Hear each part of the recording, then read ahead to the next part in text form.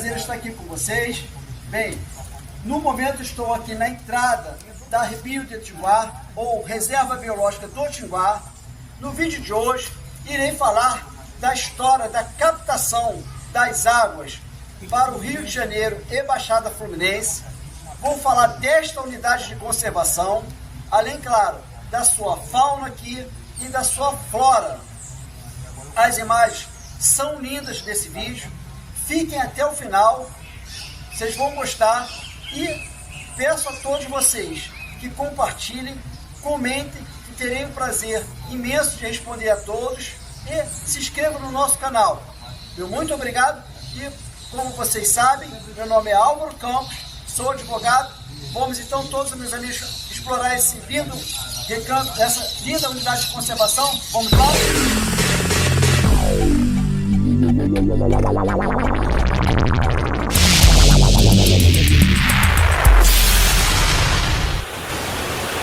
Meus amigos, chegamos à Reserva Biológica de Tinguá.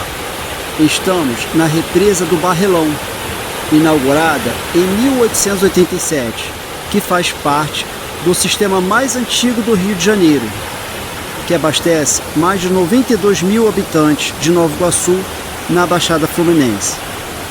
Vocês estão ouvindo o barulho gostoso de água? Pois ele vem da Cachoeira Véu de Noiva, com suas águas cristalinas de pureza inigualável, graças à imensa floresta que nos rodeia, um presente da majestosa Mata Atlântica, justamente porque a floresta é preservada e ela é uma fábrica de água. Então, meus amigos, vou falar aqui da história da captação das águas do Rio de Janeiro e Baixada, tá? Só a título de curiosidade, todas essas adutoras são de ferro fundido e que vieram da Inglaterra, pois na época não tínhamos uma indústria de aço ou siderúrgicas. Bem, falando sobre a história da captação das águas, meus amigos, a origem da captação das águas do rio, bem, será cronológico, tá? Para vocês entenderem.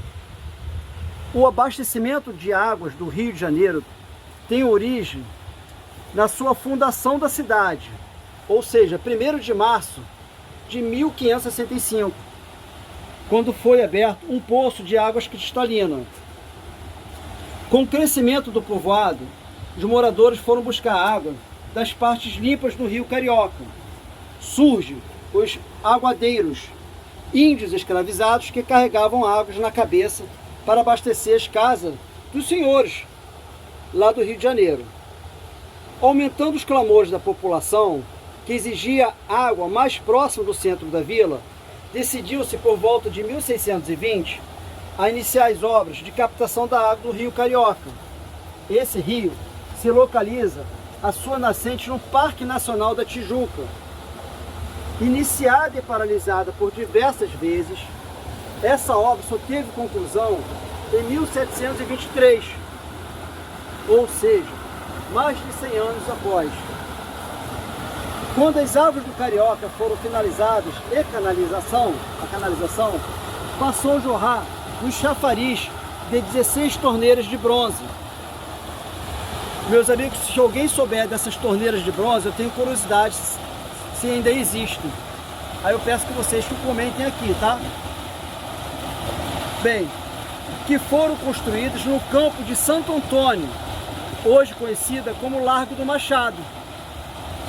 Do conjunto dessas obras fazem parte os famosos arcos da Lapa, arquiduto em ponte canal de estilo romano, de belas arcadas, de pedra rejuntada, uma extensão de 270 metros e 18 metros de altura.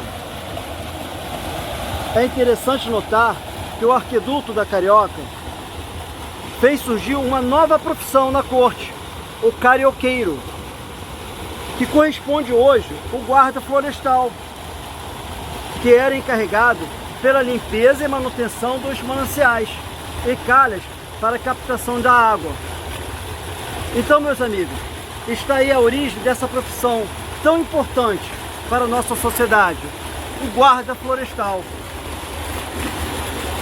A cidade do Rio de Janeiro cresce. Fábricas de esgotos poluem os rios da capital. O governo Dom Pedro II publica no Jornal do Comércio: compra-se terras de águas regadas de águas potáveis para o abastecimento da corte.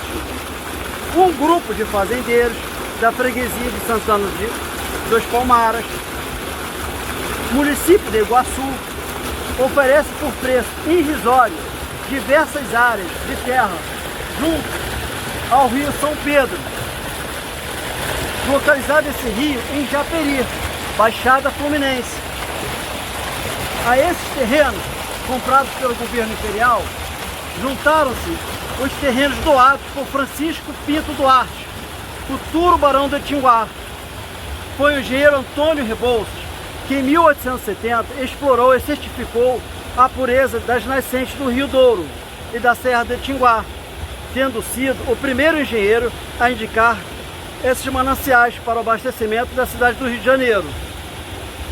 Em 1877, foi concluído a obra que marca o início da nova fase de abastecimento das águas do Rio de Janeiro, a adutora do Rio São Pedro. A estrada de ferro do Rio Douro foi construída em 1876 e tinha por finalidade o transporte de material para a construção da rede de abastecimento de águas do Rio de Janeiro. Da estação da Vila de Cava, partiu um ramal até Conceição, atual Tinguá.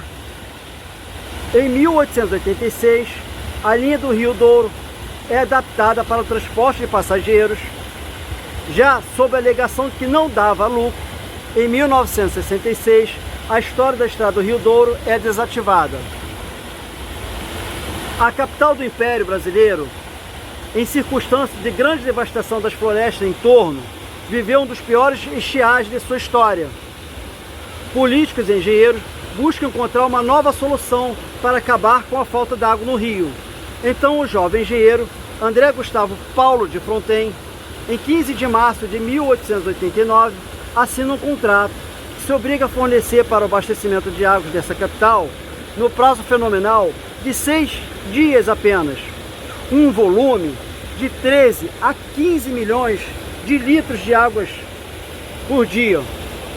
Então o imperador Dom Pedro II, que for educado pelo iguaçuano Manuel Inácio Souto Major, o Marquês de Itanhaém, acreditou e apoiou o projeto do jovem engenheiro.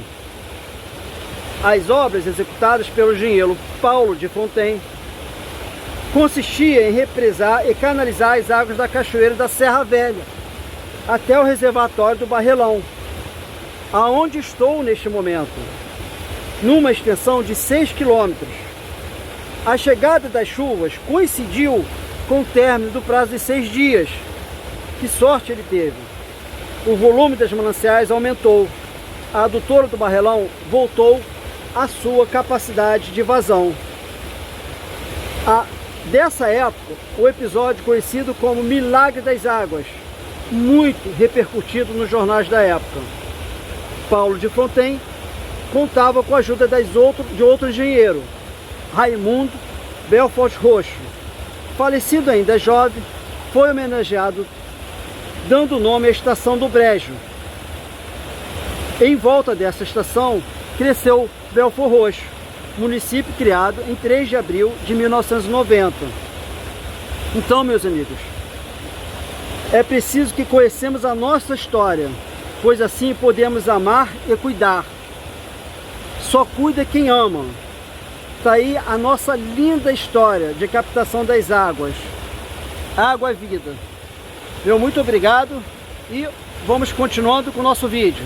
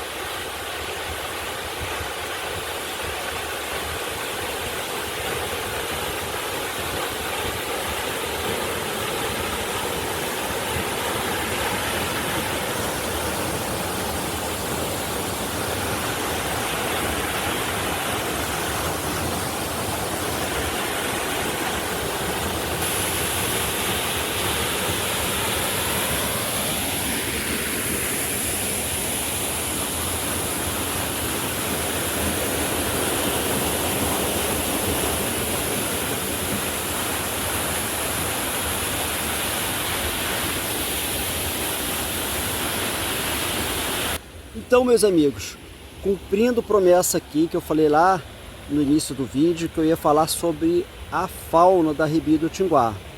Bem, falando um pouquinho sobre a fauna, aqui podemos encontrar diversos animais que temos que preservar nesta unidade de conservação. Como exemplo, o gavião-pomba, o macaco-muriqui do sul, o gato-maracajá, a choquinha pequena, morcego vermelho, a onça parda, tiriba, ranzinha, o pássaro saudade de asas cinzas, águia cinzenta. Além dessas espécies que eu acabei de falar, temos diversas espécies endêmicas, ou seja, só encontradas neste bioma. Como exemplo, o sapo-pulga é o mesmo já registrado em uma das unidades de conservação desta arrebia. Em se tratando de macaco-muriqui do sul, é o maior primata das Américas e é nativo da nossa Mata Atlântica. O macaco-muriqui é uma espécie também endêmica, só encontrada na Mata Atlântica, ou seja, somente neste bioma. Essa espécie de macaco, o muriqui, possui em média 1,60 m de comprimento e pesa até 15 kg. Já o seu comportamento é de hábitos diurnos. Geralmente vivem em altitudes que variam de 400 metros a 2.050 metros de altitude em relação ao mar. Alimenta-se de frutas, folhas, flores, cascas, bambus, samambaias, néctares e pólen e sementes. Vive em grupos que variam de 4 a 40 indivíduos. Outra espécie que eu gostaria de comentar aqui, da nossa fauna, em destaque, é a onça parda. É um predador carnívoro e é o segundo maior felino do Brasil. Este animal não é endêmico, pois é altamente adaptável em um amplo habitat, desta floresta até as savanas brasileiras. Savanas é o nosso bioma cerrado, também conhecido como savanas brasileiras. Essa espécie da onça parda também encontra-se nos biomas da Amazônia, Pampa, Pantanal, Cerrado e Caatinga, além, claro, da nossa Mata Atlântica, a qual nós estamos. Ela chega a correr a 80 km por hora, portanto, caso você se depare com ela, nunca corra, pois ela vai entender que você é uma presa natural. Então, meus amigos, se você quiser se manter vivo, não faça isso, tá? Bem, vamos que vamos então, que eu vou falar mais sobre assuntos aí com vocês. Então, meus amigos, agora vou falar um pouquinho sobre a Arrebia do Tinguá. Bem, é uma reserva biológica do Tinguá, é uma unidade de conservação, de proteção integral. A sua localização é em 6 municípios: Nova Iguaçu, Duque de Caxias, Petrópolis, Miguel Pereira, Queimados e Japeri. Encontra-se situado no limite entre a Serra do Mar e a Baixada Fluminense.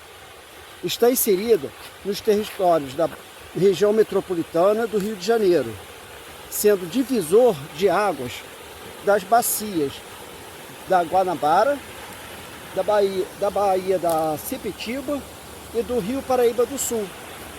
A Arrebia do Tinguá é a maior reserva biológica do estado do Rio de Janeiro e a terceira maior da região sudeste do Brasil, compreendendo em 26.260 hectares.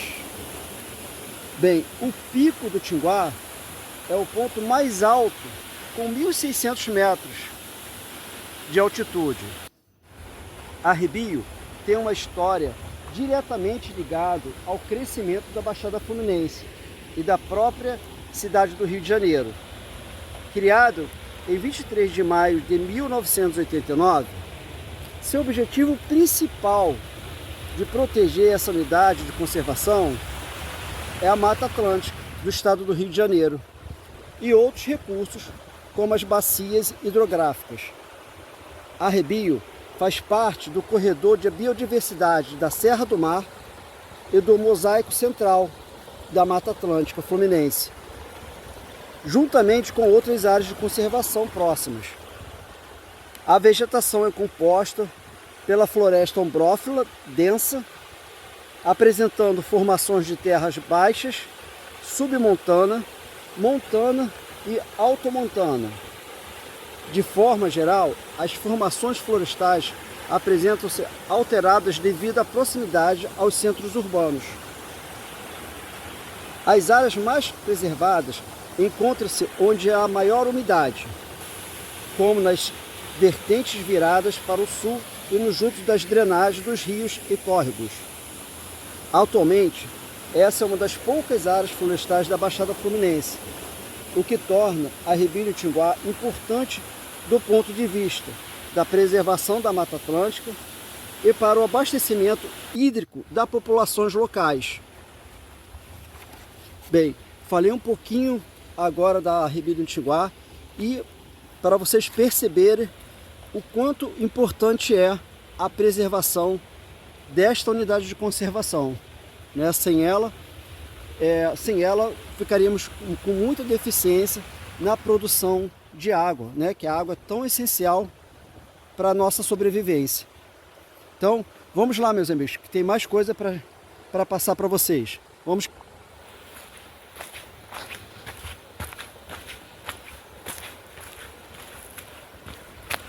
Então, meus amigos, vou passar para vocês a história, tá, da captação de água aqui, mais um pouquinho para frente. Tá? Só importante para vocês notarem isso aqui, ó. Isso foi na época de Dom Pedro II, tá? Com o problema hídrico que teve na cidade do Rio de Janeiro, lá para o século XIX, foi-se necessário fazer um grande estudo de viabilidade de transportar água para lá. Então essa tubulação toda aqui, tá, que vocês podem ver, é de ferro fundido, vindo lá da Inglaterra, porque na época não se tinha uma indústria siderúrgica aqui, tá? Então aqui, olha a curiosidade, olha como está preservado até hoje, nos servindo dessa maravilha toda que nós encontramos aqui, essa abundância de água. Então, meus amigos, passando aqui, não poderia deixar de registrar essas palmeiras chamadas Jussara, da espécie. Elas são muito procuradas, né, por pessoas que queiram explorar e criar uma certa atividade econômica, né? Elas cortam para a obtenção do palmito, né? Essas palmeiras jussaras. E isso acaba afetando todo o ecossistema, pois tem algumas espécies de aves que elas se alimentam desse tipo de palmito. E quando cada vez vai diminuindo essa espécie de árvore, vai também diminuindo as espécies de aves. Então, eu quero frisar aqui o quanto é importante toda essa cadeia alimentar e todos nós pertencemos a essa grande cadeia biológica. Aqui, meus amigos, a quantidade de samambaias, conforme eu falei, elas são porosas, né? Elas não produzem semente, então elas se proliferam como? Elas criam aqui tem um tipozinho, vocês podem ver talvez aqui, ó, os poros que elas vão soltando e vai se proliferando.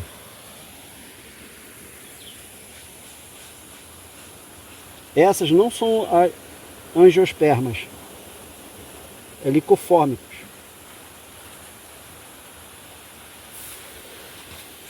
Vamos continuando a nossa caminhada, meus amigos.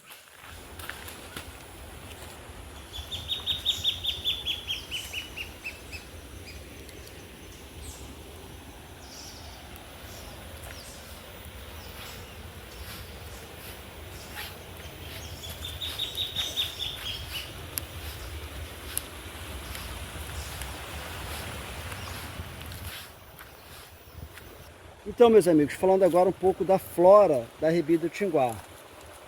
Bem, a flora, esta unidade da Ribeira do Tinguá é muito diversa, com registros de 1.310 espécies, sendo 1.140 angiospermas, 169 samambaias e licofitas e uma gimnospermas. Meus amigos, vou explicar cada uma dessas. As angiospermas são plantas vasculares, apresentam vasos condutores com sementes que apresentam como característica mais marcante a presença de frutas e flores. Olha, a importância das abelhas e outros insetos do bioma. Como eu venho falando, estamos em uma grande teia biológica, ou seja, um depende do outro. Já as samambaias são plantas vasculares sem sementes, conhecidas como samambaias e avencas. Caracterizam-se por terem ciclos de vida com alternância de gerações, reproduzindo-se por esporos. Exemplos incluindo as samambaias comuns. Já as licofitas são plantas que não possuem flores, frutos ou sementes. Na história evolutiva da Terra, foram os primeiros vegetais a apresentar um sistema. Bem, já as gimnospermas são plantas que apresentam como característica mais marcante a presença de sementes nuas, ou seja, sementes que não estão no interior dos frutos. Como exemplos, as araucárias. Bem, elas só se encontram uma espécie aqui mesmo desse tipo. Então, meus amigos, chegamos ao final de mais um vídeo para que vocês possam entender esse circuito chamado Circuito Serra Velha e Barrelão. É um dos 5 circuitos que existem na Rebelo de Itinguá. Bem, a minha mensagem de hoje é para vocês, é que eu acredito no poder do indivíduo, dessa nova geração, que desperte essa consciência na preservação do nosso meio ambiente, pois todos nós pertencemos a essa grande teia ambiental. Meu muito obrigado por vocês chegarem até aqui comigo. Peço a vocês que comentem, que terei um prazer em responder a todos vocês. Compartilhe para que novas pessoas possam despertar também o interesse pelo meio ambiente e curtam. Meu muito obrigado e até breve ao próximo vídeo.